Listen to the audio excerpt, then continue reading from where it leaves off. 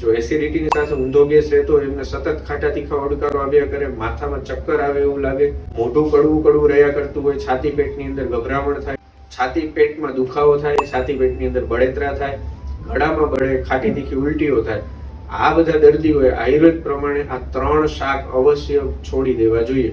જો આ 3 શાક બંધ કરી દેવામાં આવે તો પણ ઊંધો ગેસ અને એસિડિટીની અંદર રાહત થઈ જતી હોય છે. સૌ પ્રથમ છે રીંગણા.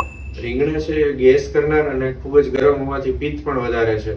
જનરલી અમે મારી પ્રેક્ટિસમાં જોયું છે કે જે લોકો ગેસ અને એસિડિટીની સાથે સાથે રીંગણા ખાતા હોય તો એમને વારંવાર ગેસ એસિડિટી થયા જ કરે છે અને શરીરની અંદર પિત્ત પણ વધી જતું હોય છે.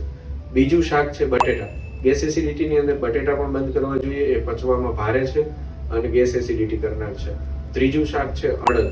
અડદ છે એ પિત્ત કફ વધારનાર છે, અપચો કરનાર છે અને ખૂબ જ ગરમ પડે છે. માટે જો એક વખત ગેસ એસિડિટી થતી હોય તો અડદને પણ બંધ કરવા જોઈએ. આવી રીતે આયુર્વેદ પ્રમાણે રીંગણા, બટેટા અને અડદ આ 3 શાક ખાલી તમે બંધ કરી દો તો પણ ગેસ એસિડિટીની અંદર તમને રાહત થવા લાગતી હોય છે. સ્વસ્થ રહો, આયુર્વેદને રહો.